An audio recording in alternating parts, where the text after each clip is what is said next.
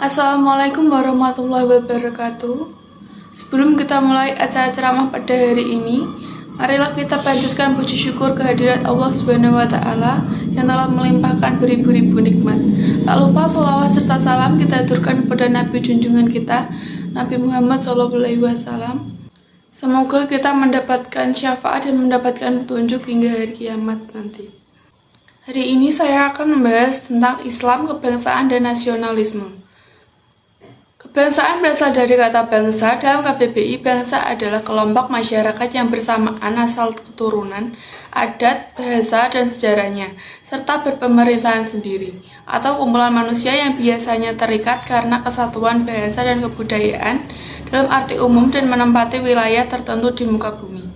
Jadi, kebangsaan yang sepadan juga dengan nasionalisme adalah suatu keadaan atau sifat yang menerima pengakuan atas kumpulan manusia yang terikat karena kesatuan bahasa dan kebudayaan dan menempati wilayah tertentu. Pengertian di atas bisa kita pahami bahwasanya kebangsaan atau nasionalisme adalah paham atau ideologi yang terkait dengan nilai-nilai dasar yang disepakati oleh negara dan ingin diimplementasikan dalam kehidupan berbangsa dan bernegara. Dari uraian tentang kebangsaan atau nasionalisme di atas, dalam konteks negara bangsa Indonesia, nilai-nilai yang ingin diimplementasikan dalam kehidupan berbangsa dan bernegara adalah ideologi negara, yaitu Pancasila. Pancasila dijadikan sebagai ideologi negara, mengandung nilai-nilai dasar ketuhanan, kemanusiaan, persatuan, kerakyatan, dan keadilan. Pancasila sebagai ideologi negara Indonesia memiliki urgensi sebagai kehidupan berbangsa dan bernegara, diantaranya adalah: yang pertama, membentuk identitas atau ciri kelompok bangsa. Kedua, mempersatukan sesama. Ketiga, mempersatukan semua lapisan masyarakat dari berbagai macam latar belakang agama, suku, dan ras. Selanjutnya, mengatasi berbagai macam pertentangan, konflik, dan ketegangan sosial. Lalu, mewujudkan solidaritas dan egalitas. Mendudukan kebangsaan atau nasionalisme dalam sudut pandang agama Islam haruslah dengan cara memandang Islam itu sendiri secara substansialistik dan integralistik.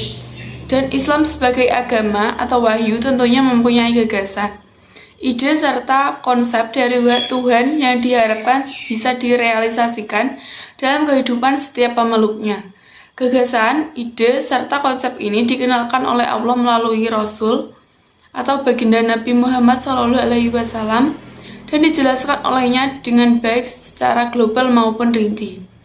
Semua gagasan, ide, serta konsep tersebut telah dijelaskan oleh baginda Nabi Muhammad SAW menjadi satu kesatuan yang sistematis, mencakup semua dimensi kehidupan manusia yang melangit atau akidah ibadah murni, maupun membumi relasi sosial yang kemudian disebut dengan ajaran agama. Dari sini kita bisa memahami bahwa Islam memunculkan ideologi atau fikrah dan thariqah yang menjadi satu kesatuan sistem aturan sekaligus ajaran agama. Membincangkan Islam dan kebangsaan sama halnya membincangkan agama dan negara. Imam Al-Ghazali melihat bahwasanya agama dan negara adalah dua entitas yang harus berjalan seiring. Agama ibarat akar atau pokok dan negara ibarat batang. Dalam Islam memang tidak ada istilah memisahkan agama dan negara, pun tidak ada istilah agama adalah negara dan negara adalah agama. Ini menjadi sangat afirmatif ketika kita mau menilik perjalanan sejarah baginda Nabi Muhammad SAW. Perjalanan sejarah kehidupan baginda Nabi SAW memiliki dua periode Mekah dan periode Madinah. Dalam periode Mekah, Nabi menata spiritualitas individu-individu masyarakat dengan pendekatan persuasif. Dalam periode Madinah, spiritualitas individu-individu masyarakat telah mapan dan bisa mewarnai komunitas Madinah saat itu. Dan secara komunitas Madinah atau negara kecil Madinah ini terwujud dengan sendirinya karena kemapanan spiritualitas masyarakatnya. Ini berarti bahwa Nabi tidak menjadikan negara sebagai agama dan agama sebagai negara. Akan tetapi, agama itu bisa mewarnai kehidupan kenegaraan pada saat itu. Dari uraian di atas, kita bisa memahami bahwa ideologi agama seharusnya bisa mewarnai ideologi negara. Dan kita tahu betul bagaimana ideologi negara bangsa Indonesia yang berupa Pancasila ini sudah sangat terwarnai dengan ideologi agama. Ideologi agama tidak harus diformalkan dalam sistem kenegaraan. Ia harus dijadikan sebagai alat kontrol, bukan sebaliknya. Ia tidak boleh difahami secara verbal dan tekstual. Dan ideologi Pancasila mengandung esensi dari ideologi agama. Ideologi agama yang telah diuraikan harus kita tancapkan kembali dalam benak setiap generasi insan muslim bangsa. Pun demikian dengan ideologi negara yang berupa Pancasila.